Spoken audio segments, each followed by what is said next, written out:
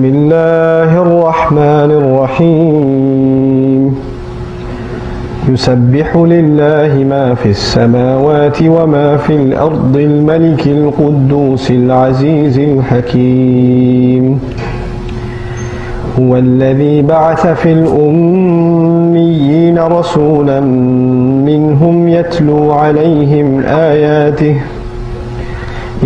عليهم آياته ويزكيهم ويعلمهم الكتاب والحكمة وإن كانوا من قبل لفي ضلال مبين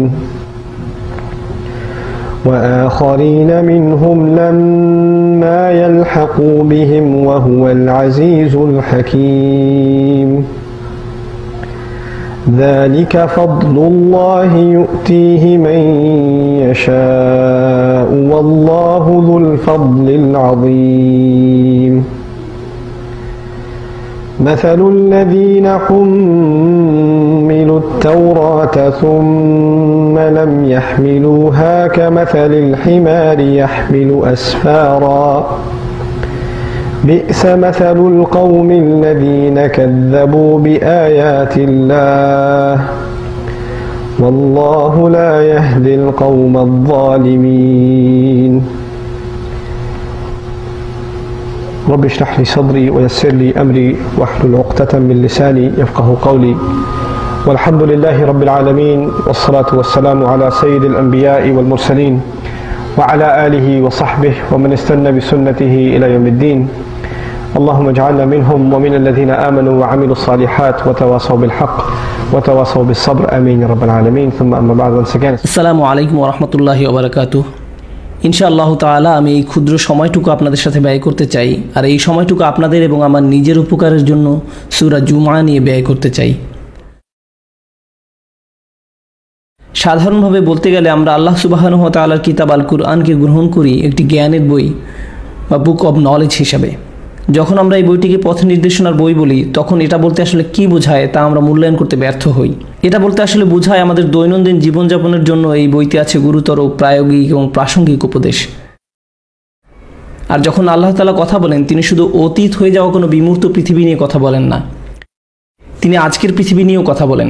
এটা আমাদের দৈনন্দিন জীবনের সাথে ঘনিষ্ঠভাবে সম্পর্কযুক্ত। আর এই হেদায়েত গ্রন্থের উপদেশ আমাদের প্রয়োজন।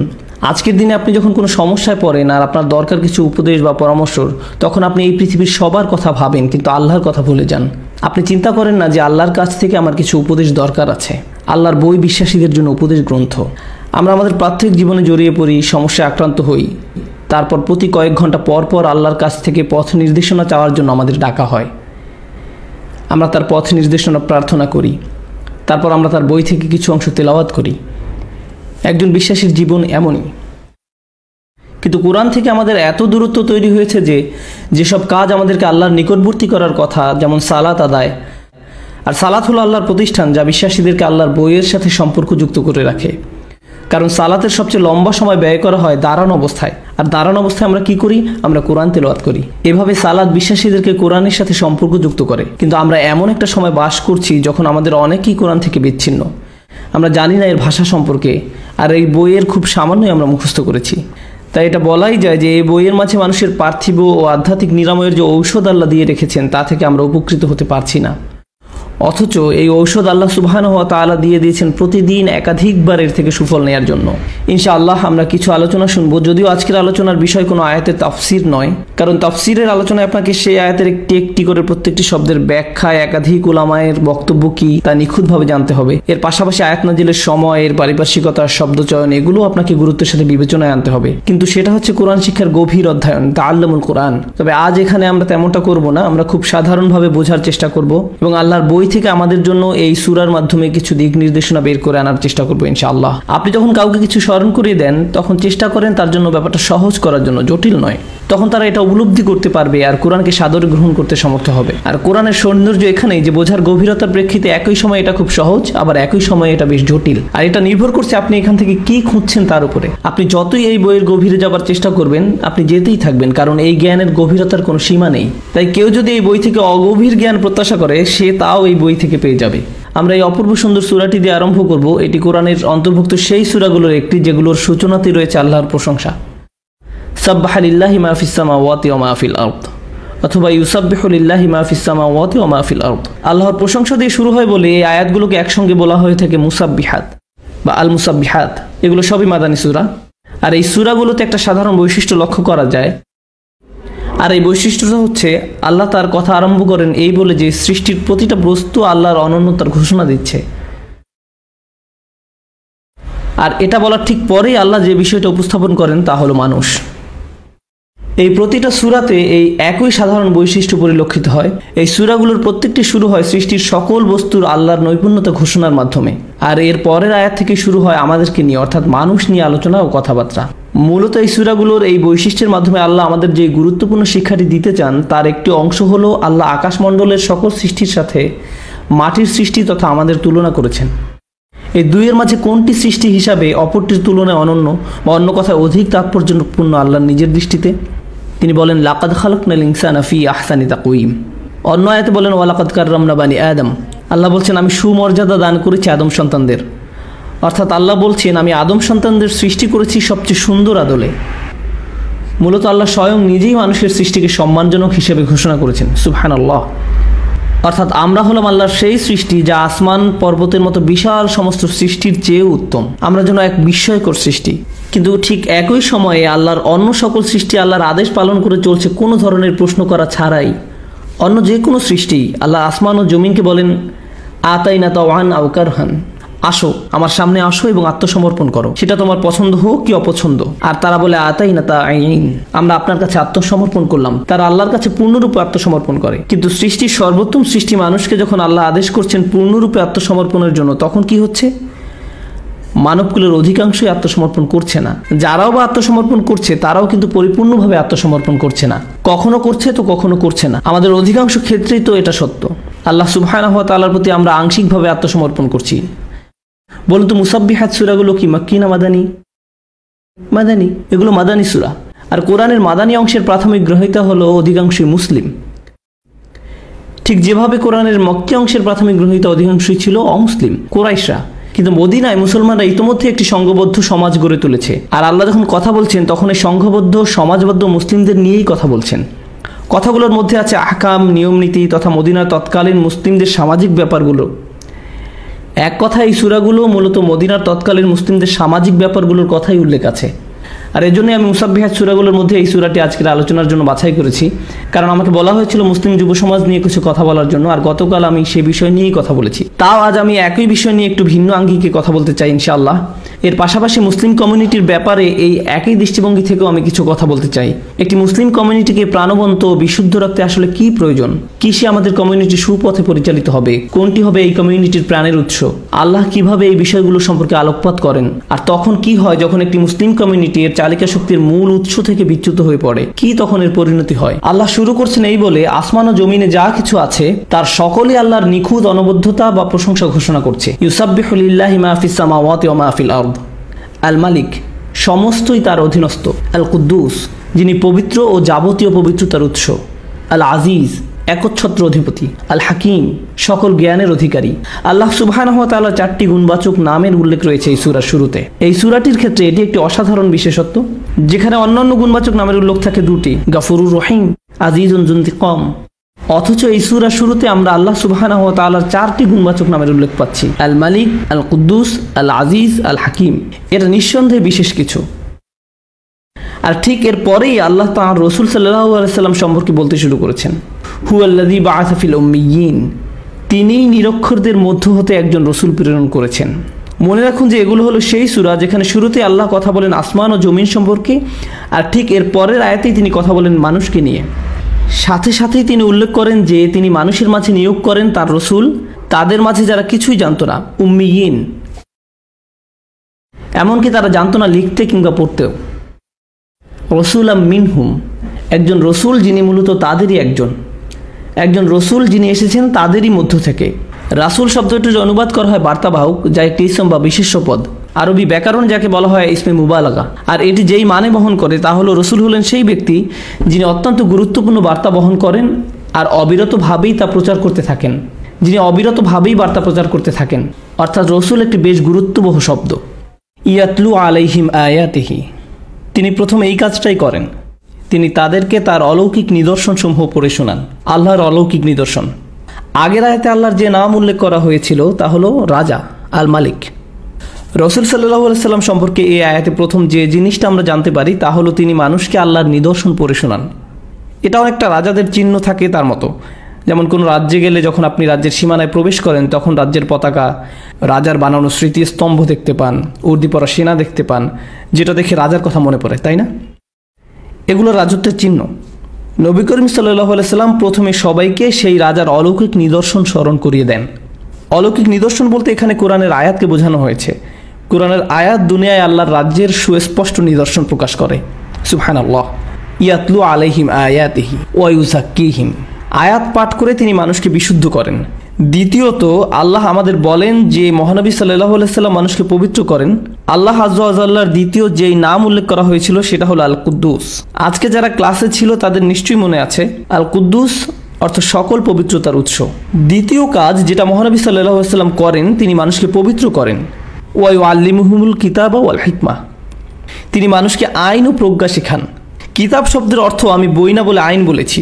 যেমন কুতিবা আলাইকুমুস সিয়াম, কাতাবাল্লাহু আলাইকুম। আরবিতে কাতাবা বলতে শুধু বই বোঝায় না, আইনও বোঝায়। তিনি মানুষকে এই বইয়ের শিক্ষা দেন। এর মধ্যে ধর্ম সংক্রান্ত নির্দেশনা, বিধিনিষেধ, ইসলামী শরিয়া সবই অন্তর্ভুক্ত। এই আইন কে দিতে পারেন? যার এই আইন দেওয়ার কর্তৃত্ব আছে তিনি। আগের আয়াতটিতে আল্লাহর যে তৃতীয় নাম উল্লেখ করা হয়েছিল সেটা হলো আল আজিজ। এবং যখন মহানবী সাল্লাল্লাহু আলাইহি সাল্লাম বলেন ওয়া ইউআল্লিমুহুমুল কিতাব, শেষে বলছেন আল হাকিম। আল্লাহ আযজা ওয়া জাল্লা শেষে তার যে নাম উল্লেখ করেছেন তা হলো আল হাকিম, সর্বজ্ঞানী। আর এখানে আল্লাহ বলছেন আল হিকমা। মহানবী সাল্লাল্লাহু আলাইহি সাল্লাম রাজার বাণী তেলাওয়াত করেন, তিনি মানুষকে পবিত্র করেন, তিনি মানুষকে গ্রন্থ ও প্রজ্ঞা শিক্ষা দেন। প্রজ্ঞা শব্দটা আল্লাহ সুবহানাহু ওয়া তাআলার শেষ যে নাম উল্লেখ করা হয়েছে তার সাথে সম্পর্কযুক্ত। কিন্তু আমি চাই এই চারটা শব্দকে আপনারা গভীরভাবে উপলব্ধি করুন। অনুবাদ পড়ার সময় খুব দ্রুত আমরা এই শব্দগুলোকে অতিক্রম করে যাই। তিনি আয়াত তেলাওয়াত করেন, তিনি তাদেরকে পবিত্র করেন, তিনি তাদের গ্রন্থ শিক্ষা দেন এবং প্রজ্ঞা শিক্ষা দেন। তিনি আয়াত তেলাওয়াত করেন, তিনি তাদের পবিত্র করেন, তিনি তাদের গ্রন্থ শিক্ষা দেন এবং প্রজ্ঞা শিক্ষা দেন। এখানে একটা অন্তর্নিহিত ক্রম আছে। এই ক্রমের ব্যাপারে প্রথম যে জিনিস আমাদের জানা উচিত তা হলো ইব্রাহিম আলাইহিস সালাম এই একই দোয়া করেছিলেন। গত রাতে যারা সায়ানাতে মসজিদে আমার সাথে ছিলেন তারা জানেন যে সেখানে আমরা আল্লাহ সুবহানাহু ওয়া তাআলার সাথে ইব্রাহিম আলাইহিস সালামের যে কথোপকথন তা নিয়ে আলোচনা করেছিলাম। ইব্রাহিম আলাইহিস সালাম বলেছিলেন রব্বানা ওয়াবআস ফীহিম রাসূলাম মিনহুম ইয়াতলু আলাইহিম আয়াতিক ওয়া ইউআল্লিমুহুমুল কিতাবা ওয়াল হিকমা ওয়া ইউযাক্কিহিম। ইব্রাহিম আলাইহিস সালাম তার বংশধরদের মধ্য থেকেই একজন রসুল প্রেরণের জন্য অনুরোধ করেছিলেন যে মানুষকে আল্লাহর আয়াত পড়ে শোনাবেন। এখানে কি আল্লাহ তাই বলেননি? মুহাম্মদ সাল্লাল্লাহু আলাইহি সাল্লাম আয়াত পাঠ করে শোনাবেন, তারপর তিনি কোরআন ও বিজ্ঞতা শিখাবেন, তারপর আল্লাহ বলছেন তিনি তাদেরকে কলুষতা মুক্ত করবেন। আমরা কি এখানেও কলুষতা মুক্ত হওয়া খুঁজে পাই না? হ্যাঁ পাই, কিন্তু একটা পার্থক্য আছে। কিন্তু এখানে আয়াতটা আবার শুনুন, তিনি আয়াত পাঠ করেন, তাদেরকে কলুষতা থেকে মুক্ত করেন এবং তিনি তাদেরকে কিতাব ও বিজ্ঞতা শিখান। ক্রমের মধ্যে একটা পার্থক্য আছে। ইব্রাহিম আলাইহিস সালাম যেভাবে দোয়া করেছিলেন, আল্লাহ যেভাবে সাড়া দিয়েছিলেন তা ভিন্ন। এটা আসলে প্রমাণ করে যে ইব্রাহিম আলাইহিস সালাম যে দোয়া করেছিলেন আল্লাহ তা কবুল করেছেন, এটা তার প্রমাণ। কিন্তু আল্লাহ শুধু তার দোয়া কবুলই করেননি, আল্লাহ আযজা ওয়া জাল্লা তার দোয়াকে নিখুঁত করেছিলেন। আল্লাহ সুবহানাহু ওয়া তাআলা যে ক্রমটা নাজিল করেছেন তা আরো ভালো। সেটা হলো তিনি আয়াত পাঠ করবেন, তাদেরকে কলুষতা মুক্ত করবেন এবং তারপর তাদের শিক্ষা দিবেন। সুতরাং প্রথমে মানুষকে পড়ে শোনানো, তারপরে সাফাই বা কলুষ মুক্ত করা, তারপরে শিক্ষা দেয়া। আমি আজকের আলোচনায় এই বিষয়ের উপরই গুরুত্ব দিতে চাই। এটার আসলে মানেটা কি? এই তিনটা ধাপের একটা পদ্ধতি। এটা তো আগেই বলেছি যে আল্লাহ ইব্রাহিম আলাইহিস সালামের দোয়া নিখুঁত করেছিলেন। এটা করার পিছনে কি বিজ্ঞতা আছে? এর পিছনে বেশ কিছু কারণ আছে। প্রথমটা হলো ইসলামের দাওয়াত, যেটা সবার হৃদয়কে নাড়া দেবে। এমনকি যারা তাদের মেয়ে শিশুকে জ্যান্ত কবর দিত, এটা তাদের হৃদয়কেও নাড়া দিয়েছিল। তারা অনেক খারাপ মানুষ ছিল, পরবর্তীতে তারাই অসাধারণ মানুষে পরিণত হয়েছিলেন। কোন জিনিস তাদের মধ্যে এমন পরিবর্তন ঘটালো? তাদের এই পরিবর্তন কিভাবে হয়েছিল? দুইটা জিনিস সেটা করেছিল। এটা ছিল মহানবী সাল্লাল্লাহু আলাইহি সাল্লামের চরিত্র এবং তার সাথে পৃথিবীর বুকে শোনা সবচেয়ে আশ্চর্যজনক বাণী যুক্ত হয়েছিল। সেটা হলো আল কোরআন, আল্লাহর বাণী, তাই না? এই দুইটা জিনিস একসাথে, মুহাম্মদ সাল্লাল্লাহু আলাইহি সাল্লামের অসাধারণ চরিত্র এবং তার সাথে কোরআন। আয়াতটা যদি আবার তেলাওয়াত করি, এটাতে বলা হয়েছে হুয়াল্লাযী বাআসা ফিল উম্মিয়িনা রাসূলা। মহানবী সাল্লাল্লাহু আলাইহি সাল্লামের কথা কি উল্লেখ করা হয়েছে? তার কথা উল্লেখ করা হয়েছে। আল্লাহ তাদের মধ্য থেকে একজন নবী প্রেরণ করেন। সুতরাং নবীর কথা উল্লেখ করা হয়েছে। এর ঠিক পরবর্তীতে কি উল্লেখ করা হয়েছে? ইয়াতলু আলাইহিম আয়াতিহি। সুতরাং মুহাম্মদ সাল্লাল্লাহু আলাইহি সাল্লামের উল্লেখ করা হয়েছে এবং তারপরেই কি উল্লেখ করা হয়েছে? তিনি আয়াত পাঠ করেন, কোরআনের কথা উল্লেখ করা হয়েছে। এই দুইটা জিনিস ইসলামের যিনি দাওয়াত দিচ্ছেন তার চরিত্র, মুনাদিয়া ইউনাদিলিল ঈমান, এবং তার কথা বলা সবচেয়ে শক্তিশালী কথা যেটা মানুষকে ইসলামের দিকে ডাকে। যখন এই দুইটা জিনিস একত্র হয়ে যায় তখন সবচেয়ে খারাপের থেকে খারাপ মানুষও সবচেয়ে ভালোর চেয়ে ভালো হতে পারে। যদি কারো মধ্যে একরত্তি পরিমাণও ভালো থেকে থাকে তাহলেও সেটা বের হয়ে আসবে। যখন এই দুইটা জিনিস একসাথে হয় তখন আল্লাহ তার ইসলামের দাওয়াতে মানুষকে প্রভাবিত করার ক্ষমতা দিয়ে দেন। আজকের দিনেও কি এই দুইটা জিনিসের একসাথে হওয়া প্রয়োজন নয়? সুবহানাল্লাহ। আমাদের এমন দায়ী প্রয়োজন যারা উন্নত চরিত্রের অধিকারী। তারা শুধু তাদের কথায় সকলের জন্য আদর্শ নয়, বরং তাদের কাজেও। সর্বোপরি যখন তারা কথা বলে তখন কি নিয়ে কথা বলে? কোরআন। ইয়াতলু আলাইহিম আয়াতিহি। মুহাম্মদ সাল্লাল্লাহু আলাইহি সাল্লাম প্রথমে এই কাজটাই করেছিলেন। তিনি মানুষকে আল্লাহর অলৌকিক বাণীর সাথে পরিচয় করিয়ে দিয়েছিলেন। আল্লাহর বাণী মানুষের উপর যেমন প্রভাব হয় আর কারো কথার তেমন প্রভাব হয় না, কারো কথারই না। এটাই দাওয়াতের মূল উপাদান যেটা আল্লাহ সুবহানাহু ওয়া তাআলার কিতাবে ব্যাখ্যা করা হয়েছে। সুতরাং প্রথম কাজ হলো মানুষকে আল্লাহর বাণীর সাথে পরিচয় করিয়ে দেয়া। যদি আল্লাহর বাণী সম্বন্ধে কিছু জেনে থাকেন তাহলে এটা নিশ্চয়ই জানেন যে আল্লাহ একই বিষয়ে বিভিন্নভাবে বলেছেন। কারণ দুনিয়ায় অনেক ধরনের মানুষ আছে। একজন হয়তো একভাবে বুঝবে কিন্তু আরেকজন আরেকভাবে। কোনো কৃষক কৃষিকাজ সম্বন্ধে কিছু শুনলে হয়তো সাথে সাথে বুঝে যাবে, কিন্তু কোনো ব্যবসায়ী ব্যবসা সম্বন্ধে শুনলে সেটা অনুধাবন করতে পারবে। কোনো যুবক যৌবন সম্বন্ধে বললে বুঝতে পারবে। আল্লাহ সুবহানাহু ওয়া তাআলারও এমন বিভিন্ন ধরনের শ্রোতা আছে এবং তাই তিনি এত বিভিন্নভাবে বলেছেন। আমাদের দেশের, আমাদের সম্প্রদায়ের পরবর্তী যে দায়ী আসবে তাদের আদর্শ আচরণ এমনই হওয়া উচিত। আমাদের ইসলামের দায়ী দরকার যারা মানুষকে ইসলামের দিকে ডাক দিবে এবং তারা জানবে যে কোরআনের বাণীকে কিভাবে মানুষকে জানাতে হয় এবং আল্লাহর বাণীকে পরিবেশনের সময় কিভাবে সৌন্দর্যমণ্ডিত করতে হয়। সর্বোপরি আমাদের চরিত্রবান হতে হবে। ইয়াতলু আলাইহিম আয়াতিহি। এখন এমনটা ঘটার পরে আল্লাহর বাণী মানুষকে প্রবলভাবে নাড়া দিল, আক্ষরিক অর্থেই নাড়া দিল। এরপরে কোন জিনিসের উল্লেখ আছে? ওয়া ইউযাক্কিহিম। তিনি তাদের কলুষতা থেকে মুক্ত করেন, তিনি তাদের পরিশুদ্ধ করেন। এখানে যৌক্তিক ক্রমটা কি? এখানে কলুষতা থেকে মুক্ত করার কথা বলা হয়েছে, এটার অর্থ আসলে কি? কখন কোনো জিনিস পরিষ্কার করার দরকার হয়? যখন এটা ময়লা থাকে। আমরা কোনো ময়লা জিনিসকেই তো পরিষ্কার করি। তাই যখন এই আয়াত তারা শুনলেন তারা নিজেদের কথাই ভাবলেন। নিজেদের কথা ভেবে তারা এটা অনুধাবন করলেন যে তাদের চরিত্রে, তাদের জীবন, তাদের কাজে, তাদের কথায় এমন কিছু আছে যা নোংরা, কিছু জিনিস আছে যা ময়লা। সে ময়লা যেমনই হোক না কেন তাদের কাছে সেটা খারাপ লাগলো, কিন্তু শুধু খারাপ লাগাই যথেষ্ট নয়। আপনি এমন অনেক খুতবা শুনেছেন যখন ইমাম কোরআনের আয়াত পাঠ করছেন এবং আপনার খারাপ লেগেছে, কারণ আপনি আপনার মধ্যে নোংরাটাকে অনুধাবন করেছিলেন, তাই না?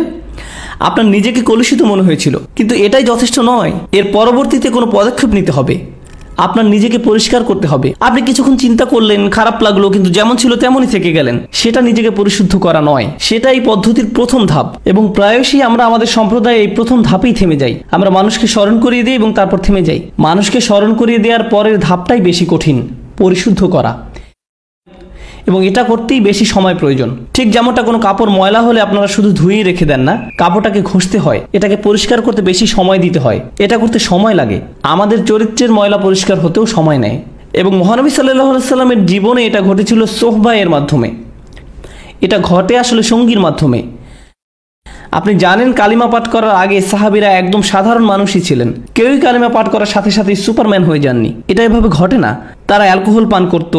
ইসলামে আসার আগে তারা কেউ কেউ জিনার সাথেও জড়িত ছিলেন। আল্লাহ তাদের পুরস্কৃত করুন, কারণ ইসলামে আসার সাথে সাথেই তাদের সব পাপ ক্ষমা করে দেওয়া হয়েছিল, ঠিক কিনা? সুবহানাল্লাহ। ওনারা সবচেয়ে ভালোর চেয়েও ভালো, কিন্তু তাদেরও রাতারাতি রূপান্তর ঘটেনি। আল্লাহর বাণী তাদেরকে নাড়া দিয়েছিল। এটাকে যদি আমাদের সময়ের প্রেক্ষাপটে চিন্তা করি, কোনো ব্যক্তি আল্লাহর কিতাবের বাণী শুনলেন এবং কালিমা পাঠ করে মুসলিম হলেন, তার মানে কি এই যে ইতিমধ্যে সেই সব কলুষতা থেকে মুক্ত হয়ে গেছে? না, এর চেয়ে বেশি কিছু করার আছে। তারা সবচেয়ে বড় পদক্ষেপটা নিয়েছেন, তাই না? ইউযাক্কিহিম। এটা ঘটে সঙ্গীর মাধ্যমে। তারা ছিলেন রাসূল সাল্লাল্লাহু আলাইহি সাল্লামের সঙ্গী। অনবরত তারা পরামর্শ শুনেছেন, কিভাবে নিজেকে আরো ভালো করা যায় সেই ব্যাপারে পদক্ষেপ নিয়েছেন। তিনি তাদের আচরণকে সংশোধন করে দিচ্ছিলেন, কিভাবে প্রার্থনা করতে হবে বলে দিচ্ছিলেন। এটা বলো না, এটা বলো, এটা করো না, এটা করো, এটা খেও না, ওটা খাও, এটা ঘটলে এটা করো, ওটা ঘটলে ওটা করো। এটা মহানবী সাল্লাল্লাহু আলাইহি সাল্লামের সুন্নাত এবং এটা ইসলামী শিক্ষার একটা অংশ যেটা বই পড়ে হয় না। ইউযাক্কিহিম। ইসলামিক শিক্ষার এই অংশটা কিভাবে ঘটে? সঙ্গীর মাধ্যমে। আপনার নিজেকে পরিশুদ্ধ করতে হলে ভালো সঙ্গীর সাথে থাকতে হবে। আমাদের সম্প্রদায়ের জন্য কোন জায়গায় আল্লাহ ভালো সঙ্গী খুঁজে পাওয়ার ব্যবস্থা করে দিয়েছেন? মসজিদেই আমাদের ভালো সঙ্গী খুঁজতে হবে। এই সঙ্গীদের মধ্যে প্রথমত কোরআনের আয়াত পড়ে শোনাতে হবে, তারপরে একে অন্যকে সঙ্গ দিতে হবে এবং নিজেদের মধ্যকার ভালোটাকে বের করে আনতে হবে। যখন এমন বন্ধুরা একসাথে হয় যে একজন তেমন ভালো নয়, তেমন ধার্মিক নয়, কিন্তু আরেকজন বেশ ধার্মিক, তখন একসাথে সময় কাটানোর ফলে যে ধার্মিক নয় সেও অপরজনের মতো ধার্মিক হয়ে যায়, অন্যজনের উপরে এর প্রভাব পড়ে। এর বিপরীতটাও অবশ্য সত্য। যদি আপনার সব বন্ধুই বিশৃঙ্খল ধরনের হয়, আপনি যদি তাদের সাথে দীর্ঘ সময় থাকেন, তাহলে আপনিও তাদের মতোই হয়ে যেতে পারেন। এখানে বলা হয়েছে ইউজাক্কিহিম, তাজকিয়া। এর যে উপাদানটা আমি এখানে তুলে ধরতে চাই তা হলো সঙ্গ, বিশেষ করে পণ্ডিত ব্যক্তিদের সঙ্গ।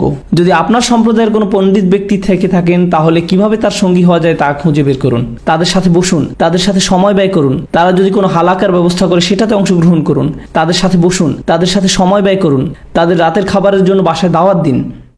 আপনার সম্প্রদায়ের সেই জ্ঞানী ব্যক্তির সাথে পারিবারিক সম্পর্ক গড়ে তুলুন। এটা খুবই জরুরি। এটা নিজেকে পরিশুদ্ধ করার একটা অংশ। ভালো সঙ্গ, ইউজাক্কিহিম। এটাই কি যথেষ্ট? যদি এটাই যথেষ্ট হতো তাহলে এর বেশি আরও কিছু থাকতো না। তিনি আয়াত পাঠ করেন, তিনি তাদের পরিশুদ্ধ করেন এবং তারপরে আল্লাহ বলছেন তিনি তাদের গ্রন্থ এবং বিজ্ঞতা শিক্ষা দেন। সুতরাং পরের ধাপটা হলো শিক্ষা। ক্লাসে যাওয়া, হালাকায় বসা, শেখা, নোট নেয়া, স্মরণ রাখা, তাজবিদ পাঠ করা, তাফসির পাঠ করা, ফিকহ শিক্ষা করা, আকীদা শিক্ষা করা, হালাকায় বসা, পড়াশোনা করা, শেখা। এই পদ্ধতিতে শেখা শুরুতে না শেষে? এটা শেষে আসে। অধিকাংশ সময় এমন হয় যে আমরা শিখছি কিন্তু আল্লাহর বাণী আমাদের তখনও নাড়া দেয়নি। আমরা আরও ভালো সঙ্গী খুঁজছি না। আমাদের বন্ধুরা বিশৃঙ্খল, আমাদের সঙ্গীরা বিশৃঙ্খল, আমরা যেভাবে সময় ব্যয় করি সেটা ভীষণ বিশৃঙ্খল, কারণ আমরা শেখার ব্যাপারে বেশি সচেতন। আপনারা কি জানেন আমাদের আগে এক জাতি ছিল যারা শেখার ব্যাপারে সবচেয়ে সচেতন ছিল, অন্য কোনো ব্যাপারে নয়? বনি ইসরাইল। তারা জ্ঞানের ব্যাপারে খুবই সচেতন ছিল। তারা এত জ্ঞানী ছিল যে আল্লাহ বলছেন অহুম ইয়ালামুন, অর্থাৎ তাদের জ্ঞান ছিল। ইয়া আরিফুনাহু, তারা মহানবী সাল্লাল্লাহু আলাইহি সাল্লামকে চিনতে পেরেছিল। এটা তাদের জ্ঞানেরই নমুনা, তাই না? মিন বাদি মা আকালুহু, তারা যে পরবর্তীতে এটা বুঝতে পেরেছিল, এটা তাদের জ্ঞানের সাক্ষ্য বহন করে। আয়াতের পর আয়াত আমাদের বলছে যে বনি ইসরাইলদের অনেক জ্ঞান ছিল। আতাইনাহুম মিন আয়াতিনা, আতাইনাহু আয়াতিনা হবে আসলে, ঠিক কিনা? সূরা আল আরাফে আমরা জানি যে তাকে আয়াত দেয়া হয়েছিল, তাকে জ্ঞান দেয়া হয়েছিল, তার অনেক জ্ঞান ছিল। ফানসালাখা মিনহা, অথচ সে তা পরিহার করে বেরিয়ে গেছে, ঠিক? সুতরাং তৃতীয় ধাপটা হলো শক্তিশালী শিক্ষা। আল্লিমু ইউখবিরুর মতো নয়, মানুষকে শুধুমাত্র একটা বই দেয়া। আল্লিমু হলো মানুষকে শিক্ষা দেয়া। এই শব্দে যে তাসদিদ আছে এটা হলো বাবে তাফঈল। আরবি ব্যাকরণের তালিম থেকে আল্লিমু শব্দটি এসেছে এবং এটা বোঝায় যে এই শেখাটা ধারাবাহিক, এটা বারবার ঘটতে থাকবে। নিয়মিত হালাকায় যাওয়া, নিয়মিত ক্লাস করা, নিয়মিত বিদ্বান ব্যক্তিদের সাথে বসা, নিয়মিত প্রশ্ন করা, নিয়মিত পড়া। এখানে শেখার ধারাবাহিকতার কথা বলা হয়েছে। আল্লাহ এটা বলেননি যে ইউতিহিমুল ইলম, নবী করিম সাল্লাল্লাহু আলাইহি সাল্লাম মানুষকে জ্ঞান দেন। আল্লাহ এটা বলেন নাই। আল্লাহ বলছেন ইউআল্লিমুহুমুল কিতাব, অর্থাৎ তিনি মানুষকে বই শিক্ষা দেন। সুতরাং এটার মধ্যে পার্থক্য আছে। এটা 3 ধাপের একটা পদ্ধতি। প্রথম ধাপ হলো ইসলামের দাওয়াত। এবং আপনাদের কি মনে আছে আমরা এর আগে কোন কার্যকর দাওয়াতের কথা বলেছিলাম? এটা ছিল স্বয়ং কোরআন। আল্লাহর গ্রন্থকে খুব কার্যকরভাবে উপস্থাপন করতে হবে। আল্লাহর গ্রন্থ মানুষের হৃদয়কে যেভাবে নাড়া দেয় আর কিছুই তার মতো পারে না। আল্লাহ আযজা ওয়া জাল্লা বলছেন এটা কোনো পর্বতের উপর নাজিল করা হতো তাহলে কি ঘটতো? যদি আমি এই কোরআন পাহাড়ের উপর অবতীর্ণ করতাম তবে তুমি দেখতে যে পাহাড় বিনীত হয়ে আল্লাহর ভয়ে বিদীর্ণ হয়ে গেছে। এটাই হলো কোরআন। আল্লাহর বাণী যেটা শুনে ওমর বিন খাত্তাব রাদিয়াল্লাহু তাআলা আনহু, যিনি নিজের কন্যা সন্তানকে জ্যান্ত কবর দিয়েছিলেন, তিনিও পালিয়ে গিয়েছিলেন। ইসলাম ধর্ম গ্রহণ করার আগে আল্লাহর বাণী শুনেই তিনি কাবা থেকে পালিয়ে গিয়েছিলেন। তিনি শুনেই পালিয়ে গিয়েছিলেন। তার উপর এত প্রভাব পড়েছিল। তুফাইল বিন আমর আদ-দাউসি কোরআন তেলাওয়াত শোনা মাত্র ইসলাম ধর্ম গ্রহণ করেছিলেন। উতবা ইবনে রাবিয়া ছিলেন ইসলামের শত্রু। মহানবী সাল্লাল্লাহু আলাইহি সাল্লামকে ভীষণ ঘৃণা করতেন। হামিম আস-সাজদা তেলাওয়াত করে শোনানো হয়েছিল তাকে এবং তিনি ইসলাম গ্রহণ না করলেও কাঁদতে শুরু করেছিলেন। সুবহানাল্লাহ, কাফিরদের উপরেও কোরআনের কি প্রভাব ছিল। সুতরাং এটা খুবই শক্তিশালী একটা জিনিস। আল্লাহর বাণীর ক্ষমতাকে অবমূল্যায়ন করা উচিত নয়। যাই হোক, আল্লাহ বলছেন তিনি মানুষকে গ্রন্থ এবং প্রজ্ঞা শিক্ষা দেন। ওয়া ইন কানু মিন ক্বাবলু লাফি যালালিম মুবিন, এর পূর্বে তারা স্পষ্টতই বিভ্রান্তিতে ছিল। তারা ছিল পথহারা। তারা একটা গোলমেলে অবস্থার মধ্যে ছিল। আপনারা একটা মজার ব্যাপার জানেন, এই ইউনাইটেড স্টেটে এমন অনেক সম্প্রদায় আছে যারা তাদের মধ্যকার জ্ঞানী ব্যক্তিদেরকে, ইমামকে বা কোনো বক্তা বক্তব্য দিতে আসলেই জিজ্ঞেস করে যে আমাদের কি করা উচিত। আমরা খুবই দিশেহারা। আল্লাহ এখানে বলছেন তোমরা আগে বিভ্রান্ত ছিলে, কিন্তু এখন সবকিছু সহজবোধ্য করার জন্য কোরআন পাঠানো হয়েছে। এটা কি সুস্পষ্ট নয়? এই 3 ধাপের পদ্ধতিটা খুবই সাধারণ, শুধু এটাকে অনুসরণ করো, এটাকে প্রাতিষ্ঠানিক রূপ দাও। এখানে প্রশ্ন করা যেতে পারে যে এটা কিভাবে করব, এটা করতে হলে আমাদের কার সাহায্য লাগবে, আমাদের মসজিদে এটা কিভাবে বাস্তবায়ন করা যাবে, এই প্রকল্পে কোন ধরনের মানুষ সাহায্য করতে পারবে। আল্লাহ সুবহানাহু ওয়া তাআলার বাণীকে যুবক সমাজের কাছে পরিবেশন করার প্রকল্প নিন। মহিলাদের হালাকায় এটা উপস্থাপন করুন, বয়স্কদের কাছে উপস্থাপন করুন, যারা ইংরেজি বলতে পারে না তাদের কাছে তাদের ভাষায় উপস্থাপন করুন, সর্বস্তরে উপস্থাপন করুন। মানুষ আমাদের কাছে আসবে এটা আশা করা উচিত নয়। আমাদের মানুষের কাছে যেতে হবে, এটা আমাদের শিখতে হবে। এমনটা বলবেন না যে আমরা আমাদের একটা অনুষ্ঠান আয়োজন করেছিলাম কিন্তু কেউ আসলো না। না না না না না, আমাদের তাদের কাছে যেতে শিখতে হবে। মহানবী সাল্লাল্লাহু আলাইহি সাল্লাম নিজের বাসায় থেকে সেখানে মানুষকে আসার দাওয়াত দিতেন না, সেটা ছিল একেবারে শুরুতে। তিনি মানুষকে রাতের খাবারের জন্য ডাক দিতেন, সেটাতে কাজ হলো না। তারপর তিনি কি করলেন? তিনি মানুষের কাছে যাওয়া শুরু করলেন। আমাদের আজকের মুসলিম উম্মতের মধ্যেও এমনটাই করতে হবে। ইয়াতলু আলাইহিম আয়াতিহি ওয়া ইউযাক্কিহিম ওয়া ইউআল্লিমুহুমুল কিতাবা ওয়াল হিকমা ওয়া ইন কানু মিন ক্বাবলু লাফি যালালিম মুবিন ওয়া আখারিনা মিনহুম লাম্মা ইয়ালহাকু বিহিম। খুবই শক্তিশালী একটা আয়াত। এবং তারা ছাড়াও আরো অনেকে আছে, মানে আরবরা ছাড়াও, সাহাবারা ছাড়াও আরো অনেকে আছে যারা এখনো তাদের পর্যায়ে যুক্ত হয়নি। সুতরাং এখানে আল্লাহ ইতোমধ্যে এই উম্মতের আন্তর্জাতিক বৈশিষ্ট্যের বিষয়ে উল্লেখ করেছেন, কারণ এমন অনেকে আছে যারা এখনো তাদের সাথে এসে যুক্ত হয়নি। তারা কারা? আজকের দিনে তারা হলো তুর্কি, মালয়েশিয়ান, আফ্রিকান, সারা দুনিয়ার মুসলমান। আল্লাহ খুব সাধারণ একটা শব্দ ব্যবহার করে সবার কথা বুঝিয়েছেন। এবং এই আয়াতের মধ্যে যে প্রজ্ঞা লুকিয়ে আছে তা হলো অন্যরা এসে ইসলাম ধর্মে যোগদান করার আগেই আমাদের এই পদ্ধতি চালু রাখা উচিত। কারণ যোগদান করার পরে তাদের কোন জিনিসটা সবচেয়ে দরকার হবে? এই 3 ধাপের পদ্ধতি। তাদের এই 3 ধাপের প্রক্রিয়ার প্রয়োজন পড়বে। আজকে যখন কেউ শাহাদা পাঠ করে মুসলিম হয়ে যায় এবং আমাদের মসজিদে আসে, আমাদের মসজিদে কি সেই প্রক্রিয়া চালু আছে? সেখানে কি এই প্রক্রিয়া সহজলভ্য? সেখানে কি কোরআনের আয়াতকে ব্যাখ্যা করা হয়? আজকে কি মিম্বার থেকে দাওয়াত দেওয়া হয়েছে? যদি হয়েও থাকে তারপরে কি তাদের সঙ্গ দেওয়ার ব্যাপারটা নিশ্চিত করা হয়েছে যেন তারা নিজেদের পরিশুদ্ধ করতে পারে? এই পদ্ধতি কি প্রাতিষ্ঠানিক রূপ পেয়েছে? এটা একটা ঐশিক ক্রম, এটা আমাদের দেয়া হয়েছে, এটা খুবই কার্যকর। এটা কার্যকর করা হলে যে কোনো সম্প্রদায়ের জন্যই খুবই শক্তিশালী একটা সমাধান। এবং অবশ্যই এই কৌশল অনেক উদ্ভাবনী পর্যায়ে কার্যকর করা যায়, কিন্তু মূল নীতিমালা আশ্চর্যজনক। ওয়াহুয়াল আজিজুল হাকিম, এবং তিনি সর্বময় ক্ষমতার অধিকারী, সর্বজ্ঞানী। যালিকা ফাদলুল্লাহি ইউতিহি মান ইয়াশা, এটা আল্লাহর পক্ষ থেকে অনুগ্রহ এবং তিনি এটা যাকে ইচ্ছা দেন। এখানে অনুগ্রহটা হলো মহানবী সাল্লাল্লাহু আলাইহি সাল্লাম।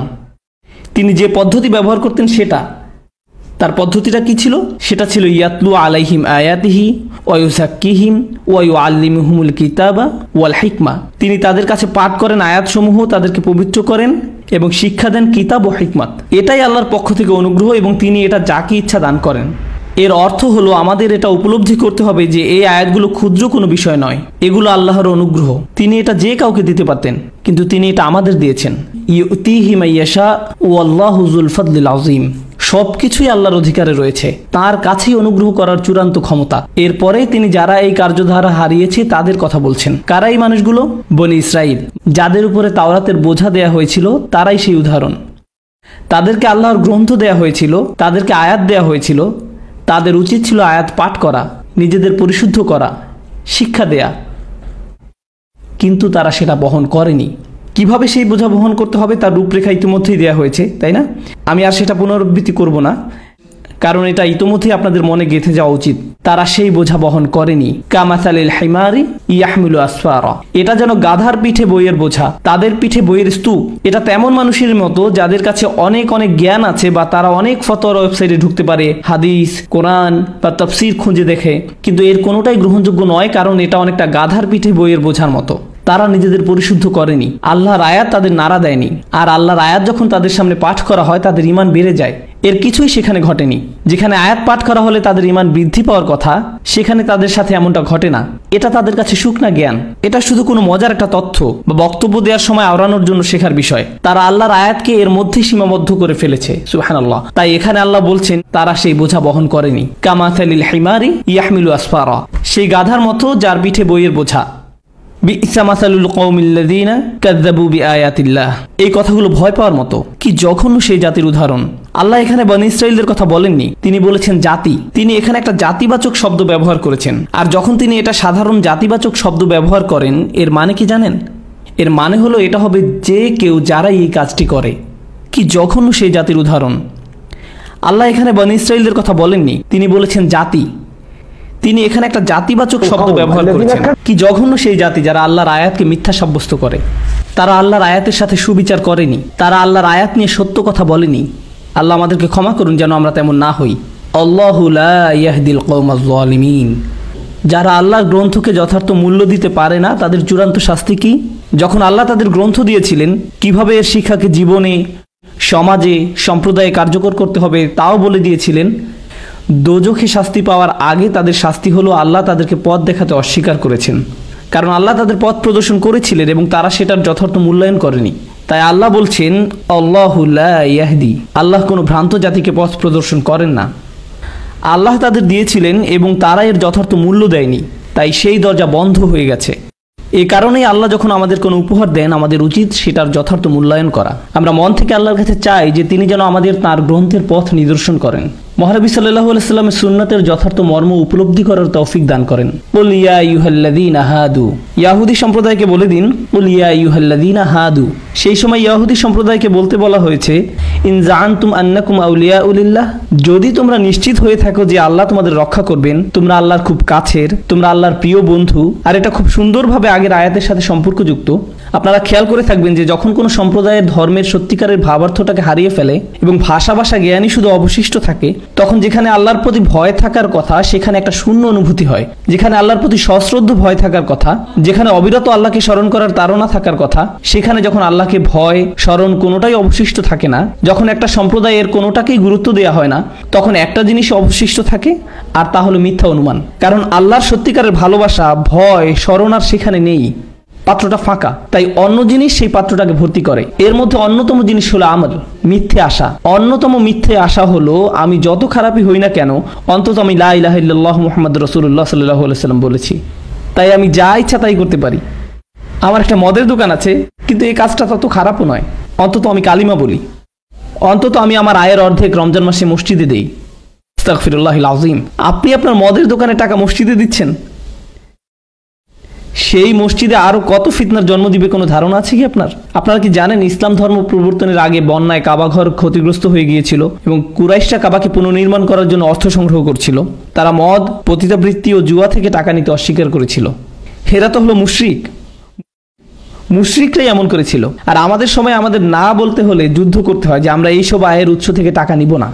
আর সেই দাতা তখন বলেন, আপনি এটা কি বলছেন? আমি দান করছি কারণ এটা আমার জান্নাতে যাওয়ার টিকিট। আমি টাকা দিচ্ছি যেন আমি আমার হারাম ব্যবসার মালিক হওয়ার জন্য ভালো বোধ করতে পারি। এমনটাই ঘটে, সুবহানাল্লাহ। আমরা এখন এই পর্যায়ে উপনীত হয়েছি। সুতরাং তারা ধারণা করে যে তারা আল্লাহর আউলিয়া। আল্লাহ বলছেন মিন দুনিন নাস, অন্য মানুষদের তুলনায় তোমরা বিশেষ দল, তোমরা সেই দল যাদের আল্লাহ সত্যিই ভালোবাসেন। যদি এটাই তোমাদের ধারণা হয়ে থাকে, ফাতামান্নাউল মাউত, তবে মৃত্যু কামনা করো, তবে বিনা দ্বিধায় মৃত্যু কামনা করো। বিশ্বাসীরা যারা সত্যি আল্লাহকে বিশ্বাস করেন, যারা সত্যি হৃদয় ঈমান অনুভব করেন, কোরআনে উল্লেখ করা তাদের অন্যতম একটি দোয়া কিভাবে শেষ হয়েছে জানেন? খুবই চমৎকার একটা দোয়া, ওয়া তাওয়াফানা মাআল আবরার, আমাদেরকে ধার্মিক হিসাবে মৃত্যু দান করুন। এটা মৃত্যু চেয়ে দোয়া, কিন্তু কি ধরনের মৃত্যু? ধার্মিক হিসেবে। আল্লাহ বলছেন তোমরা যদি সত্যিই ততটা ধার্মিক হয়ে থাকো, যদি তোমরা আল্লাহর বন্ধু হয়ে থাকো, তবে তোমাদের কি কামনা করা উচিত? ধার্মিক হিসেবে মৃত্যু কামনা করো। যদি তোমরা এতটাই নিশ্চিত হয়ে থাকো যে জান্নাত তোমাদের জন্য অপেক্ষা করছে, যেখানে গেলে পাবে অসীম বাগান, গ্যালারি, সমুদ্র তীরের সম্পত্তি, সরোবরের ধারার জমি, যেখানে কোনো ট্যাক্স দিতে হবে না, কোনো পাওনা টাকা পরিশোধ করতে হবে না, কেউ সেখানে বৃদ্ধ হবে না, সেখানে কোনো হেলথ ইন্স্যুরেন্স নেই, এইসব কোনো সমস্যা সেখানে নেই, তবে কেন তোমরা এখানে সময় নষ্ট করছো? তোমাদের জন্য তো জান্নাত নিশ্চিত। যাও আল্লাহর কাছে চাও যেন দ্রুত তোমাদেরকে সেখানে নিয়ে যান। তোমরা কেন এখানে থাকতে চাও? এবং বাসা ভাড়া, জমির টাকা, গাড়ির টাকা দিতে হবে, এমনকি খাবার রান্না পছন্দ না হলেও সেটাই খেতে হবে। তোমরা কেন অপেক্ষা করে আছো? যাও আল্লাহর কাছে চাও যেন দ্রুত তোমাদের সেখানে নিয়ে যান। যদি তোমরা এতটাই নিশ্চিত হয়ে থাকো যে তোমরা আল্লাহর বন্ধু, তারা যে প্রতারণা করে আল্লাহ সেটা দিয়েই তাদেরকে ডাক দিয়েছেন। আপনারা কি খেয়াল করেছেন যে মিথ্যা আশা তাদের ভুলিয়ে রেখেছে? তারা ভাবে তাদের দুনিয়াতে ভালো হবে এবং আল্লাহ তাদের এত ভালোবাসেন যে তারা এখানে পার্টি করতে পারবে এবং পরকালেও পার্টি করতে পারবে। আমরা সব করতে পারবো কারণ আল্লাহ আমাদের বন্ধু, এটা একটা মিথ্যে আশা। এমনকি এটা কোনো বিশ্বাসী মানুষের অন্তরে প্রবেশ করতে পারে যদি সে মহানবী সাল্লাল্লাহু আলাইহি সাল্লামের পদ্ধতি আল্লাহর গ্রন্থের সাথে সুসম্পর্ক না রাখে। সুতরাং ইন কুনতুম সাদিকিন, যদি তোমরা সত্যবাদী হয়ে থাকো তবে এটার কামনা করো। ওয়ালা ইয়াতামান্নাউনাহু আবাদা, তারা এটা কখনোই কামনা করবে না। বিমা কদ্দামাত আইদিহিম, কখনোই না। কেন তারা এটা কামনা করবে না? যদিও তারা নিশ্চিত যে তারা আল্লাহর বন্ধু, কিন্তু তাদেরকে এটা করতে বললে জানেন কেন তারা এটা করবে না? কারণ তাদের হাত যেটা ভবিষ্যতে পাঠিয়েছে, সোজা বাংলা এটা বোঝা একটু কঠিন। আমার হাত কি ভবিষ্যতে পাঠিয়েছে? এটার মানে আমি ইমেইলের পরিভাষা ব্যাখ্যা করতে পারি। যখন আপনি সেন্ড বাটন চাপ দেন, তারপরে আপনি কি ইমেইলটা ফিরিয়ে আনতে পারেন? এটা সামনে গেছে, এটা অগ্রসর হয়ে গেছে, আপনার ইমেইল সামনে চলে গেছে। যখন আপনি এই দুনিয়ার কোনো কাজ করেন, এটা আক্ষরিক অর্থে অগ্রসর হয়ে গেছে। এটা চলে গেছে আমাদের দুই কাঁধের উপরের দুই হার্ড ড্রাইভে। সেখানে দুইটা হার্ড ড্রাইভ আছে, ঠিক কিনা? আমাদের কাজগুলো সেখানে চলে যায় এবং সেই হার্ড ড্রাইভে সংরক্ষিত হয়। আমাদের সব কাজ সেখানে সংরক্ষিত আছে। আমরা কি আর তা ফিরিয়ে আনতে পারি? না। তারা জীবনে অনেক খারাপ কাজ করেছে এবং সব কাজের প্রমাণ সেখানে আছে।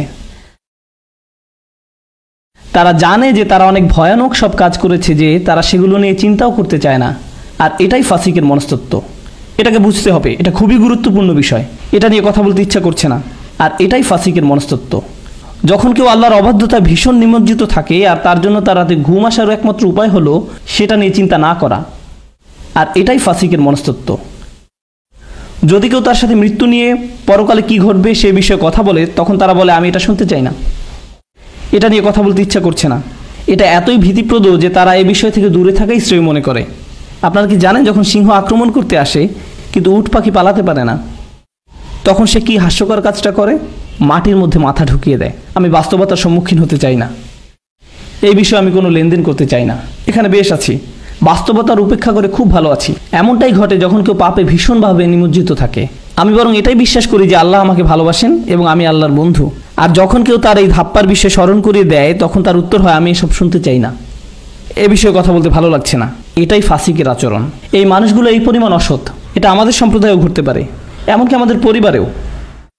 অনেক সময় যখন আপনি বলেন যে আল্লাহ আমাদের কত ভালোবাসেন, আল্লাহ আমাদের কিভাবে পুরস্কৃত করবেন, মানুষ আপনার কথা শুনবে। কিন্তু আল্লাহর অবাধ্যতার ফলাফল ভোগ করতে হবে শুনলে তারা বলে তুমি কি এইসব হতাশাজনক বিষয়ে কথা বলা বন্ধ করবে? চলো আমরা অন্য বিষয়ে কথা বলি, চলো আমরা রকেট গেম অথবা অন্য কোনো বিষয়ে কথা বলি। আমি ওসব কিছু শুনতে চাচ্ছি না। এ কারণে আল্লাহ এখানে বলছেন ওয়ালা ইয়াতামান্নাউনাহু আবাদা বিমা কদ্দামাত আইদিহিম আল্লাহু আলিমুম বিজ্জালিমিন। তারা নিজেদের কৃতকর্মের কারণে কখনো মৃত্যু কামনা করবে না। আল্লাহ জালেমদের সম্পর্কে সম্যক অবগত আছেন। আল্লাহ এই পাপীদের কথা সবই জানেন, তার কাছে সব হিসাব আছে। তারা কি করছে সে বিষয়ে তিনি অবহিত। তাদের আচরণ ভুল এবং তাদের কাজও। কুল, বলুন, ইন্নাল মাউতাল্লাযী তাফিরুনা মিনহু, যে মৃত্যু থেকে তোমরা পালাচ্ছ, যে মৃত্যু থেকে তোমরা দূরে থাকার চেষ্টা করছো, ফা ইন্নাহু মুলাকিকুম, সে মৃত্যুর সাথে তোমাদের একদিন সাক্ষাৎ হবেই। এটা তোমাদের সাথে সাক্ষাৎ করতে আসবে। তুমি সেই সাক্ষাৎ এড়াতে পারবে না, সেটা থেকে নিস্তার পাবে না। এমন অনেক সময় ঘটে যে স্কুলে ফলাফল দেওয়ার দিন আসলে বাচ্চা হাঁচি কাশির মতো ভাব করে বলে আমি যেতে চাই না, আমার তেমন ভালো লাগছে না। তারা এই সাক্ষাৎটাকে এড়ানোর চেষ্টা করতে পারে, কিন্তু কিছু সাক্ষাৎ আছে যা কেউ এড়াতে পারে না, কেউ সেটা থেকে নিস্তার পায় না। এটা তেমনই এক সাক্ষাৎ। ইন্নাকা কাদিহুন ইলা রাব্বিকা কাদহান ফামুলাকিহ, হে মানুষ, তুমি কঠোর পরিশ্রম করতে করতে তোমার রবের দিকে এগিয়ে যাচ্ছ। ওই যে একটা জিনিস আছে না, এসকেলেটর, যেটা সমান্তরালে কনভেয়ার বেল্টের মতো চলে, আপনিও তেমনই একটা কিছু। আপনি চান বা না চান আপনি সামনে যাচ্ছেন। আপনি পিছন ফিরে দাঁড়াতে পারেন, এদিক সেদিক তাকাতে পারেন, কিন্তু আপনি সামনেই এগিয়ে যাচ্ছেন, পিছনে যাওয়ার কোনো উপায় নেই। আপনি চান বা না চান আপনি সামনে যাচ্ছেন। আপনি শুধু সেই সাক্ষাতের দিকেই এগিয়ে যাচ্ছেন। আমরা সবাই সেদিকেই যাচ্ছি, এ ব্যাপারে কোনোই সন্দেহ নেই যে আমাদের এটার সংস্পর্শে আসতে হবে। সুম্মা তুরাদ্দুনা ইলা আলিমিল গায়বি ওয়াশ শাহাদা, তখন তোমরা সবাই দৃশ্য অদৃশ্য সর্ববিষয়ে জ্ঞাত আল্লাহর কাছে ফিরে যাবে। এর অর্থ হলো আল্লাহ আমাদের হৃদয়ের ভিতরের এই শূন্যতাকে জানেন। আল্লাহ জানেন যখন কোনো অসৎ উদ্দেশ্যে আপনি কোনো ভালো কাজ করছেন। সুবহানাল্লাহ। ফায়ুনাব্বিউকুম বিমা কুনতুম তা'মালুন, তখন তিনি পুঙ্খানুপুঙ্খভাবে জানিয়ে দেবেন যে কে কি ধরনের কাজ সাধারণত তারা করত। আমরা এই সূরার উপসংহারে পৌঁছে গিয়েছি ইনশাআল্লাহু তাআলা। ইয়া আইয়ুহাল্লাযীনা আমানু, যারা বিশ্বাস করে। এখানে কাদের উদ্দেশ্যে কথা বলা হচ্ছে তার কি কোনো পরিবর্তন লক্ষ্য করেছেন? এক মুহূর্ত আগেই আল্লাহ কাদের সাথে কথা বলেছিলেন? বনী ইসরাইলদের সাথে। এখন তিনি অন্যদের সাথে কথা বলছেন, তাদের সাথে আর কোনো লেনদেন নেই। ভালো হয় তারা নিজেদের কাজের ব্যাপারে সতর্ক হলে। তারা ইতোমধ্যেই ব্যর্থ হয়েছে, তাই আল্লাহ এখন বিশ্বাসীদের সাথে কথা বলছেন যেন তারা বনী ইসরাইলদের মতো ব্যর্থ না হয়।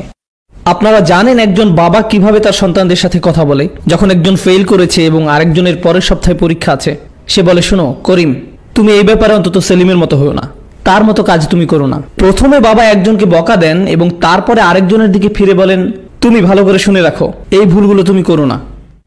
এখন আমাদের প্রভু সুবহানাহু ওয়া তাআলা অনেক বেশি আমাদের ভালো চান। বাবার চেয়ে আমাদের প্রতি আল্লাহর অনুগ্রহ ও শুভাকাঙ্ক্ষা অনেক বেশি পরিমাণের। প্রথমে আল্লাহ বনী ইসরাইলদের তিরস্কার করলেন। তাদেরকে তিরস্কার করতে দেখে আবার এমন নয় যে আমরা বলতে পারি, হ্যাঁ দেখো আল্লাহ বনী ইসরাইলদের কেমন ঘৃণা করেন। এক মিনিট থামুন।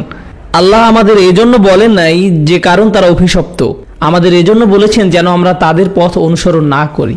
তাই আল্লাহ বলছেন, ইয়া আইয়ুহাল্লাযীনা আমানু ইযা নুদিয়া লিস-সালাত মি ইয়াউমিল জুমআহ, অর্থাৎ শুক্রবারে যখন নামাজের জন্য আজান দেওয়া হয়, ফাসআউ ইলা যিকরিল্লাহ। জুমার নামাজের সাথে এসবের কি সম্পর্ক? জুমার নামাজের সময় মহানবী সাল্লাল্লাহু আলাইহি সাল্লাম মানুষকে কোরআনের আয়াত পাঠ করে শোনান। জুমার নামাজ হলো সেই সময় যখন আপনাদের পুনর্জাগরিত হওয়ার কথা। জুমার খুতবা আল্লাহর একটি অসাধারণ বিধান, যা হলো এই উম্মতের সাপ্তাহিক সম্মেলন। এটা একটা সাপ্তাহিক সম্মেলন। যখন আপনাদের কোনো বিশেষ অনুষ্ঠান থাকে, বক্তা আসবে, কিন্তু সবাইকে কি অনুষ্ঠানে দেখা যায়? অনেক মানুষই আসে, কিন্তু সবাই তো আসে না। কিন্তু একটা ব্যাপার সবসময় ঘটে, তা কোনো বিখ্যাত বক্তাই হোক অথবা ততটা বিখ্যাত বক্তা না হোক, কিংবা কোনো বক্তা না থাকলেও, কোনো ইমাম না থাকলেও সবাইকে কি জুমার নামাজে পাওয়া যায়? এটা একটা ঐশ্বরিক বিধান। এটার জন্য কোনো লিফলেট বিতরণ করতে হয় না, এটার জন্য ফেসবুকে কোনো ইভেন্ট পেজ খুলতে হয় না, কাউকে কোনো ইমেইল পাঠাতে হয় না। এটা একটা কার্যক্রম যেটা আল্লাহ সুবহানাহু ওয়া তাআলা নিজ থেকে ঠিক করে দিয়েছেন যেন আমরা মহানবী সাল্লাল্লাহু আলাইহি সাল্লামের পদ্ধতিকে হারিয়ে না ফেলি। শুক্রবারে যখনই জুমার নামাজের আজান দেওয়া হয়, তখন দ্রুত আল্লাহকে স্মরণ করতে যাও। ফাসাউ ইলা যিকরিল্লাহ, আল্লাহকে স্মরণ করতে দ্রুত যাও। এই বিধানের মাধ্যমে এই পদ্ধতিকে বাস্তবায়ন করা হয়েছে।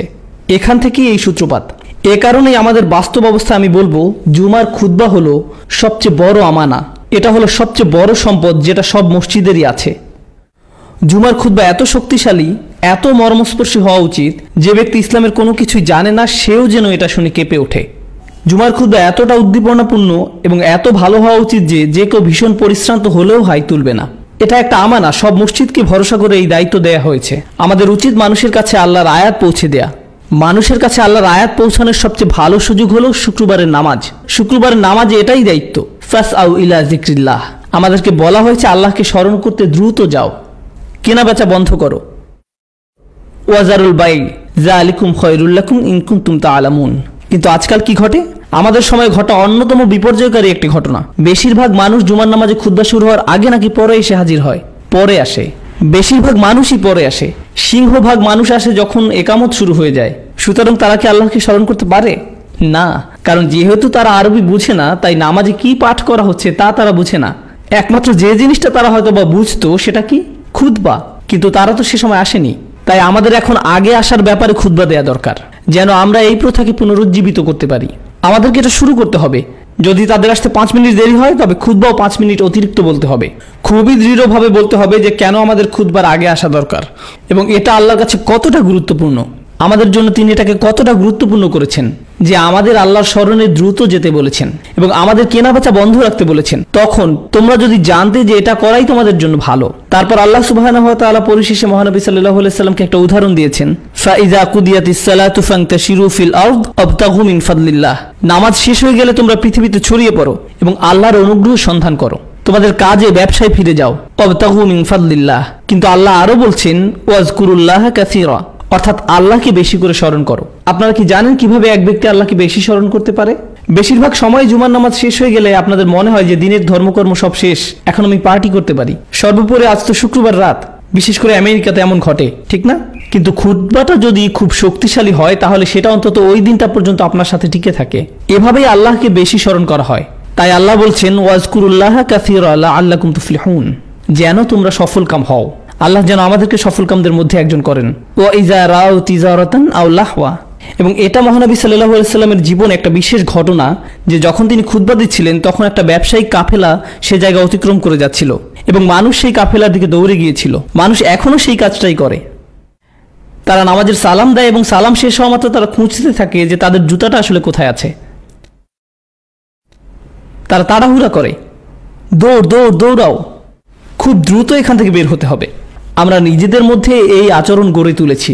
তারা ব্যবসার দিকে তাড়াহুড়া করে যায়, তারা কুকা ইমা, তারা ওই দিকে দৌড়ে গেল এবং আপনাকে দাঁড়ানো অবস্থায় রেখে। কুল মা ইনদাল্লাহি খায়র, তাদেরকে বলুন আল্লাহর কাছে যা আছে তা তুলনামূলকভাবে ভালো। আল্লাহর কাছে কি আছে? এমনকি আল্লাহ এটা বলেন নাই যে মহানবী সাল্লাল্লাহু আলাইহি সাল্লামের কাছে যা আছে তা তুলনামূলকভাবে ভালো। তিনি বলেছেন আল্লাহর কাছে যা আছে তা তুলনামূলকভাবে ভালো। এবং আল্লাহর কাছে আছে ওয়াল্লাহু ইনদাহু হুসনুল মাআব, আল্লাহর কাছে আছে পুরস্কার, জান্নাত। তোমরা কোন ব্যবসার চুক্তি করতে পারবে যেটা তোমাদেরকে জান্নাতে নিতে পারবে? কি করলে সেখানে যেতে পারবে? আসো তোমাদেরকে আরো ভালো কিছু দেখাই। কুল মা ইনদাল্লাহি খায়রুম মিনাল্লাহি ওয়া মিনাত তিজারা, এটা যে কোনো বিনোদন, যে কোনো সিনেমা যেটা শুরু হবে 2:45-এ আর জুমার নামাজ শেষ হবে 2:15-তে, সুতরাং আপনার কাছে আছে মাত্র 30 মিনিট সময় সিনেমা হলে যাওয়ার জন্য। এটা তার চেয়ে ভালো, যে কোনো বিনোদনের চেয়েও ভালো। অমিনাত তিজারা শব্দটি যে কোনো ধরনের ব্যবসায়িক কর্মকাণ্ডকে বোঝায়। আল্লাহু খায়রুর রাজিকিন, এবং দুশ্চিন্তা করো না, তোমাদের ব্যবসার কোনো ক্ষতি হবে না জুমার নামাজে আসার জন্য, কারণ আল্লাহ বলছেন আল্লাহ হলো প্রদানকারীদের মধ্যে সবচেয়ে ভালো। ও আল্লাহু খায়রুর রাজিকিন। মানুষ কেন জুমার নামাজ পড়ে তাড়াহুড়া করে ফিরে যাওয়ার জন্য? অনতি বিলম্বেই নামাজ ঠিকমতো শেষ না করেই, কারণ তারা ভাবে তাদের রিজিক কমে যাবে। আল্লাহ এখানে বলছেন আসো, আল্লাহ আরো ভালো প্রদানকারী, আল্লাহ সবচেয়ে ভালো প্রদানকারী। সুবহানাল্লাহ। তাই পরিশেষে আমরা বলতে পারি, আর আমি প্রতিজ্ঞা করছি এটা বলার পরেই আমি শেষ করে দেব, এবং এই অংশে একটা আয়াত লাআল্লাকুম তুফলিহুন, অর্থাৎ আল্লাহকে বেশি করে স্মরণ করো যেন তোমরা সফলকাম হও। আমি মহানবী সাল্লাল্লাহু আলাইহি সাল্লামের একটা হাদিস বলতে চাই যেটাও এই একই শব্দ দিয়ে শেষ হয়। মহানবী সাল্লাল্লাহু আলাইহি সাল্লাম আমাদের বলছেন, ইয়া আহলাল কুরআন লা তাতাওয়াসসাদুল কুরআন, হে কোরআনের সম্প্রদায়, কোরআনকে হালকা ভাবে নিও না, এটাকে আরাম করার উপায় বানিয়ে ফেলো না। ওয়াতলুহু হাক্কা তিলাওয়াতিহি আনা আল-লাইলি ওয়ান নাহার, দিন এবং রাত সব সময় কোরআন পড়ো এবং অনুসরণ করো যেভাবে পড়া এবং অনুসরণ করা তার প্রাপ্য।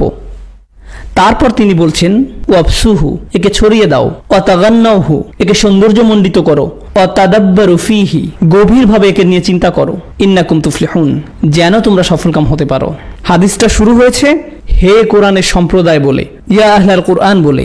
এটা বলা হয়নি যে ইয়া আইয়ুহাল্লাযীনা আমানু, ইয়া মা'আশারাল মুসলিমিন, না না না না না, ইয়া আহলাল কুরআন, হে কোরআনের সম্প্রদায়। আল্লাহর নবী আমাদেরকে কোরআনের সম্প্রদায় বলে সম্বোধন করছেন। এইভাবেই আমাদের সংজ্ঞায়িত হওয়া উচিত। এটা বলেই আজকের মতো আমি শেষ করছি। সুবহানাকাল্লাহুম্মা ওয়া বিহামদিক ওয়া আশহাদু আল্লা ইলাহা ইল্লা আনতা আস্তাগফিরুকা ওয়া আতুবু ইলাইক ওয়া আসসালামু আলাইকুম ওয়া রাহমাতুল্লাহি ওয়া বারাকাতুহু। আমার মনে হয় না প্রশ্নের উত্তর দেওয়ার মতো কোনো যোগ্যতা আমার আছে, কিন্তু আপনাদের যদি কোনো প্রশ্ন থেকে থাকে আর আমি যদি উত্তর দিতে পারি তাহলে আমি উত্তর দেব। Yes, go ahead.